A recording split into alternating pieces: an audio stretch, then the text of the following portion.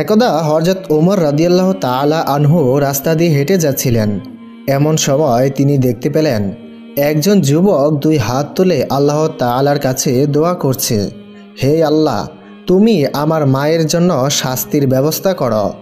তখন হযরত ওমর রাদিয়াল্লাহু তাআলা আনহু ওই যুবককে জিজ্ঞাসা করলেন, তুমি কেন তোমার মার জন্য এমন দোয়া করছ? তখন যুবকটি বলল, হে আমিরুল মুমিনিন, আমার মা আমাকে 10 মাস গর্ভে ধারণ করেছে। জন্মের পর 2 বছর আমাকে দুধ পান করিয়েছে, কিন্তু তারপর যখন আমি বুঝতে শিখলাম তখন সে আমাকে তার কাছ থেকে দূর করে দিল আর বলল সে আমাকে চেনে না। এখন আপনি বলুন আমার কি করা উচিত? ওমর রাদিয়াল্লাহু তাআলা আনহু বললেন, তুমি আগামীকাল সকালে তোমার মাকে নিয়ে আমার দরবারে উপস্থিত হবে। আমি তোমাদের মধ্যে মীমাংসা করে দিব। পরের দিন ওই যুবক তার মা এবং তার মায়ের 4 বোন ও আরও 40 জন সাক্ষীকে নিয়ে উপস্থিত হলো। ওই যুবক হযরত ওমর রাদিয়াল্লাহু তাআলা আনহুর দরবারে যখন উপস্থিত হলো তখন হযরত ওমর রাদিয়াল্লাহু তাআলা আনহু ওই মহিলাকে জিজ্ঞেস করলেন, এই যুবক আপনার ব্যাপারে যে অভিযোগ এনেছে তা কি সত্য? তখন ওই মহিলা বলল, বিশ্বাস করুন হুজুর, এই ছেলেটিকে আমি চিনি না। আমি তাকে জন্ম দেইনি, কোনোদিন দেখিও নি। এই ছেলেটি সম্পূর্ণ মিথ্যা বলছে, আমাকে আমার সম্প্রদায়ের কাছে লাঞ্ছিত করতে চাইছে। আপনার যদি বিশ্বাস না হয় আপনি এদের সবাইকে জিজ্ঞাসা করে দেখতে পারেন। তখন হযরত ওমর রাদিয়াল্লাহু তাআলা আনহু সকলকে জিজ্ঞাসা করলেন। সকলেই ওই মহিলার পক্ষে কথা বলল। তারা সবাই বলল, হুজুর, এই মহিলার তো কখনোই বিয়ে হয়নি, তাহলে এই ছেলেটি কি করে এই মহিলার সন্তান হতে পারে? তারপর হযরত ওমর রাদিয়াল্লাহু তাআলা আনহু সব কিছু শুনে তার সৈন্যদেরকে আদেশ করে বললেন, এই যুবকটিকে অবিলম্বে তার হাত পা বেঁধে কারাগারে নিয়ে যাও। যতক্ষণ পর্যন্ত না সাক্ষী প্রমাণ সহ তার অভিযোগ সত্য প্রমাণিত হবে সে ততক্ষণ পর্যন্ত বন্দী অবস্থায় থাকবে। তখন সৈন্যরা ওই ব্যক্তিটিকে নিয়ে কারাগারের উদ্দেশ্যে রওনা দিল। রাস্তার মধ্যে তাদের সাথে হযরত আলী রাদিয়াল্লাহু তাআলা আনহুর সাথে দেখা হলো। তখন ওই যুবক চিৎকার করে বলল, ওহে হযরত আলী, উমর রাদিয়াল্লাহু তাআলা আনহু আমার প্রতি অবিচার করেছেন। বিচারে ফয়সালা না করেই তিনি আমাকে বন্দী করতে পাঠাচ্ছেন। তখন হযরত আলী রাদিয়াল্লাহু তাআলা আনহু সৈন্যদেরকে আদেশ করলেন পুনরায় তাকে নিয়ে দরবারে ফিরে যাওয়ার জন্য। সৈন্যরা যখন আবার হযরত ওমরের দরবারে ফিরত আসলো তখন হযরত ওমর জিজ্ঞাসা করলেন, তোমরা কেন ফিরে আসলে?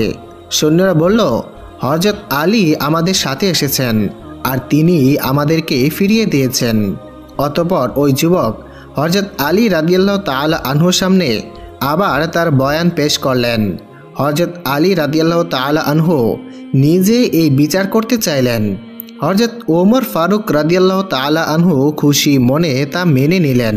অতঃপর হযরত আলী রাদিয়াল্লাহু তাআলা আনহু ওই মহিলার বয়ান শুনে তাকে জিজ্ঞাসা করলেন, তোমার পক্ষে কি কোনো সাক্ষী আছে? তখন ওই মহিলা বলল, অবশ্যই আমার সাক্ষী আছে।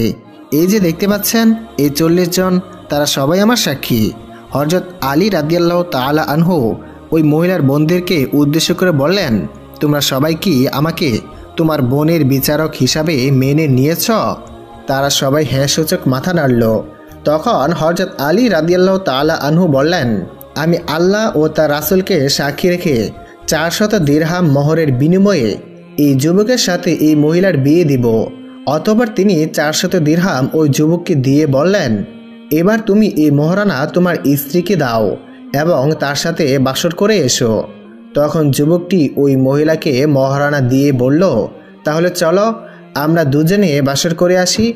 তৎক্ষণাৎ ওই মহিলা চিৎকার দিয়ে বলল, নাউজুবিল্লাহ, ওহে হযরত আলী, আপনি কি চান আমি আমার নিজ পুত্রকে বিবাহ করি? আল্লাহর কসম, কুরাইশরা জোর করে আমার সাথে হাজিম নামক এক ব্যক্তির বিয়ে দিয়ে দেয় আর আমার এই পুত্র সন্তান হয়। কিন্তু আমার সম্প্রদায়ের লোকেরা আমাকে বলেছিল আমি যাতে আমার সন্তানকে ছেড়ে দেই, এই কারণে আমি তাকে পরিচয় দেইনি। হযরত আলী রাদিয়াল্লাহু তাআলা আনহুর এই বিচারের কৌশল দেখে ওমর ফারুক খুবই বিমোহিত হলেন। এবং তিনি বললেন, ওহে হযরত আলী, আজ তুমি না থাকলে এই ওমর ধ্বংস হয়ে যেত। বন্ধুরা, একদা মহানবী হযরত মুহাম্মদ সাল্লাল্লাহু আলাইহি সাল্লাম মসজিদে নববীতে বসেছিলেন। এমন সময় তার এক গরিব অসহায় আব্দুল্লাহ আনসারী সাহাবী এসে বললেন, হে আল্লাহর রাসূল, আমার ছোট ছেলেটি প্রতিবেশী এক ইহুদির বাড়ির খেজুর গাছে পড়ে থাকা খেজুর কুড়িয়ে প্রতিদিন খেত। আজ সেই অপরাধে ওই ইহুদি আমার ছেলেটিকে মারধর করে খেজুর গাছের সাথে বেঁধে রেখেছে। রাসূল সাল্লাল্লাহু আলাইহি সাল্লাম বললেন, তুমি বাড়ি ফিরে যাও। আব্দুল্লাহ আনসারী রাসূলের কথা মতো বাড়িতে ফিরে আসলেন। মসজিদে নববীতে বসে রাসূল সাল্লাল্লাহু আলাইহি সাল্লাম কান্না শুরু করলেন। তারপর একে একে হযরত আবু বকর রাদিয়াল্লাহু তাআলা আনহু, হযরত ওমর ও হযরত আলী রাদিয়াল্লাহু তাআলা আনহু এসে নবীজির কাছে তার কান্নার কারণ জানতে চাইলেন এবং তার সমাধান করতে চাইলেন, কিন্তু তিনি কারো সাথেই কথা বললেন না, একাধারে কেঁদে চলেছেন। অতঃপর হযরত ওসমান গনি রাদিয়াল্লাহু তাআলা আনহু এসে উপস্থিত হলেন এবং রাসূল সাল্লাল্লাহু আলাইহি সাল্লামের কাছে তার কারণ জানতে চাইলেন। বিশ্বনবী হযরত মুহাম্মদ সাল্লাল্লাহু আলাইহি সাল্লাম এবার মুখ তুলে তাকালেন এবং বললেন, ওসমান গনি, তুমি এসেছো? আমি তো তোমারই অপেক্ষায় ছিলাম। আমার গরিব সাহাবী আব্দুল্লাহ আনসারীর ছেলে প্রতিবেশী এক ইহুদির বাড়ির খেজুর গাছের নিচে পড়ে থাকা খেজুর কুড়িয়ে খেত। ইহুদি এসে ছোট ছেলেটিকে মারধর করেছে এবং খেজুর গাছের সাথে বেঁধে রেখেছে। ওসমান, তুমি কি আমাকে ওই খেজুর গাছটি কিনে দিতে পারবে? রাসূলকে এভাবে কান্না করতে দেখে ওসমান গনি নিজেও চোখ মুছলেন আর তিনি ওই ইহুদির বাড়ির উদ্দেশ্যে রওনা দিলেন। কিছুক্ষণের মধ্যে হযরত ওসমান গনি রাদিয়াল্লাহু তাআলা আনহু ওই ইহুদির বাড়িতে উপস্থিত হয়ে সে ইহুদিকে ডেকে বললেন, আমি তোমার বাড়ির সামনের ওই খেজুর গাছটি কিনে নিতে চাই। ইহুদি মনে মনে ভাবল, এত বড়লোক একজন ব্যক্তি তার গাছ কিনতে এসেছে, তার কাছ থেকে বেশ জব্দ করে ভালো টাকা আদায় করা যাবে। এই ভেবে সে বলল, আমি আমার গাছটি একটি শর্তে আপনার কাছে বিক্রি করতে পারি। যদি আপনি আপনার বাড়ির পাশের 100টি গাছ বিশিষ্ট বাগান আমার নামে লিখে দেন, তবে আমি আপনাকে আমার খেজুর গাছটি দিয়ে দিব। তখন হযরত ওসমান রাদিয়াল্লাহু তাআলা আনহু বললেন, ওহে ইহুদি, আমি আমার রাসূলের চোখের পানি মোছার জন্য তোমার কাছে গাছ কিনতে এসেছি। আজ যদি তুমি আমার বাড়ির পাশের 100টি গাছ বিশিষ্ট বাগানের পরিবর্তে আমার জীবনে অর্জিত সমস্ত সম্পত্তিও দাবি করতে, তবে আমি তোমাকে দিয়ে দিতাম। সুবহানাল্লাহ। অতঃপর হযরত ওসমান গনি রাদিয়াল্লাহু তাআলা আনহু গাছের দলিল নিয়ে এসে মহানবী হযরত মুহাম্মদ সাল্লাল্লাহু আলাইহি সাল্লামের সামনে রাখলেন। তখন রাসূল বললেন, ওহে ওসমান গনি, আল্লাহর কসম, আমি মুহাম্মদ তোমাকে ছাড়া জান্নাতে প্রবেশ করব না। সুবহানাল্লাহ, আল্লাহু আকবার। একদা মদিনায় রাসূল সাল্লাল্লাহু আলাইহি সাল্লামকে 3 দিন যাবৎ নিখোঁজ ছিলেন। তখন হযরত ওমর রাদিয়াল্লাহু তাআলা আনহু তরবারি নিয়ে মুনাফিকদের উদ্দেশ্যে বললেন, হে মুনাফিকগণ, তোমরা বলো রাসূল কোথায়, নয়তো আমি তোমাদের গর্দান শরীর থেকে আলাদা করে দিব। তখন মুনাফিকরা বলল, আমরা তো জানি না যে রাসূল সাল্লাল্লাহু আলাইহি সাল্লাম কোথায় আছে, আপনি শুধু শুধু আমাদেরকে দোষারোপ করছেন। এমন সময় আবু বকর রাদিয়াল্লাহু তাআলা আনহু সেখানে এসে উপস্থিত হলেন এবং ওমরকে ডেকে বললেন, জাবালে নূর থেকে 3.25 মাইল দূরে এক ঝাঁক উট এবং ভেড়ার পাল নিয়ে রাখালেরা দাঁড়িয়ে আছে, ওখানে গিয়ে রাসূলকে আমরা খুঁজে দেখতে পারি। তখন হযরত ওমর রাদিয়াল্লাহু তাআলা আনহু এবং হযরত আবু বকর রাদিয়াল্লাহু তাআলা আনহু ওই দিকে রাখালদের কাছে গেলেন। তারপর আবু বকর রাদিয়াল্লাহু তাআলা আনহু রাখালদের কাছে গিয়ে জিজ্ঞাসা করল, গত 3 দিন যাবৎ রাসূলকে কোথাও খুঁজে পাওয়া যাচ্ছে না, তোমরা কি তাকে এদিকে আসতে দেখেছ? তখন রাখালেরা বলল, না, তাকে তো আমরা এদিকে আসতে দেখিনি, তবে ওই পাহাড়ের গুহায় আজ 3 দিন যাবৎ কোনো এক ব্যক্তি উম্মতি উম্মতি বলে কেঁদেই চলেছে, আর তার সেই কান্না শুনে আমাদের ভেড়া একটি দানাও গ্রহণ করছে না, কোনো ঘাসও খাচ্ছে না। এত পেটানোর পরেও কোনোভাবেই তারা খাবার গ্রহণ করছে না। এমনকি ওই লোকের সাথে সাথে আমাদের ভেড়া এবং উটগুলোও কাচ্ছে। রাখালদের কথা শুনে দুজনেই বুঝতে পারলেন যে যার কান্নায় পশুরা পর্যন্ত তাদের খাওয়া দাওয়া ছেড়ে দেয়, সে আর কেউ নয়, সেই হলো বিশ্বনবী হযরত মুহাম্মদ সাল্লাল্লাহু আলাইহি সাল্লাম। অতঃপর তারা দুজন পাহাড়ের গুহায় গিয়ে দেখলেন সিজদারত অবস্থায় বিশ্বনবী কান্না করছেন।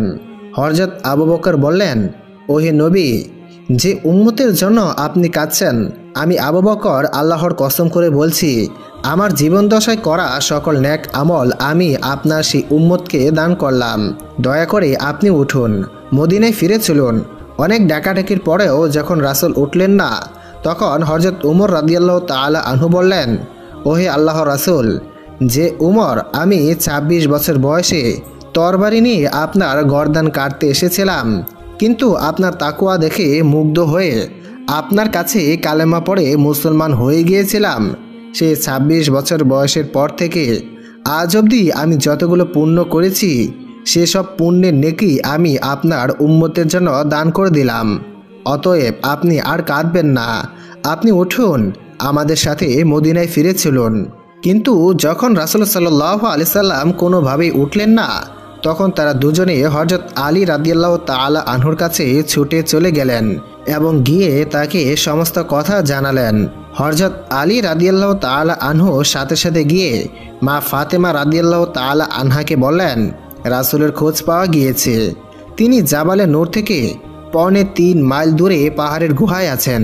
অতঃপর হযরত ফাতিমা রাদিয়াল্লাহু তাআলা আনহা হাসান এবং হুসাইন ও হযরত আলীকে নিয়ে গুহায় উপস্থিত হলেন। এসে বললেন, আব্বাজান, আপনি আজ ৩ দিন যাবৎ এখানে আপনার উম্মতের জন্য কাঁদছেন। এদিকে আমি ৩ দিন যাবৎ আপনার জন্য চিন্তায় না খেয়ে আছি। আপনি একটিবারও আপনার মায়ের কাছে বলে আসলেন না, আমি আপনার মা ফাতেমা এসেছি। আপনি উঠুন, আমি ওয়াদা করছি, আমি ফাতেমার জীবনের সমস্ত নেকি আপনার উম্মতকে দান করলাম। দয়া করে আপনি উঠুন। কিন্তু তবুও নবীজি উঠলেন না। তখন হযরত ফাতিমা রাদিয়াল্লাহু তাআলা আনহা 2 হাত তুলে আল্লাহর দরবারে দোয়া করলেন, হে আল্লাহ, আমার কাছে দেওয়ার মতো কিছুই নেই। তুমি আমাকে হাসান আর হোসেনকে দিয়েছ। আমি আমার এই 2 সন্তানকে আমার আব্বার উম্মতের জান্নাতের প্রাপ্তির জন্য উৎসর্গ করলাম। সুবহানাল্লাহ, আল্লাহু আকবার। তারপর আল্লাহ তাআলা হযরত জিবরাইল আলাইহিস সালামকে বললেন, ওহে জিবরাইল, তুমি গিয়ে রাসূলকে জানিয়ে দাও, আমি তার কান্না কবুল করেছি এবং ফাতেমার কুরবানিও কবুল করেছি। সে যাতে আর কান্না না করে এবং মদিনায় ফিরে যায়। আমি কথা দিচ্ছি, হাসরের ময়দানে আমি তার একটি উম্মতকেও তার অনুমতি ছাড়া জাহান্নামে দিব না। সুবহানাল্লাহ। অতঃপর জিবরাইল আলাইহিস সালাম এসে রাসূলকে সব কিছু জানালেন। তারপর সিজদারত অবস্থা থেকে নবীজি উঠলেন এবং ফাতেমা রাদিয়াল্লাহু তাআলা আনহাকে উদ্দেশ্য করে বললেন, হে ফাতেমা, আমি চেয়েছিলাম আমি ঠিক ততক্ষণ পর্যন্ত কাঁদব যতক্ষণ পর্যন্ত না আল্লাহ তাআলা আমার দোয়া কবুল করেন। সুবহানাল্লাহ। আসুন বন্ধুরা, যে নবী আমাদের জন্য এত কেঁদেছেন, এমনকি হাসর ময়দানেও আমাদের জন্য সুপারিশ করবে, সেই নবীর উদ্দেশ্যে আমরা দুরূদ পড়ি। সকলে কমেন্টে লিখবেন, লা ইলাহা ইল্লাল্লাহু মুহাম্মাদুর রাসূলুল্লাহ সাল্লাল্লাহু আলাইহি ওয়াসাল্লাম।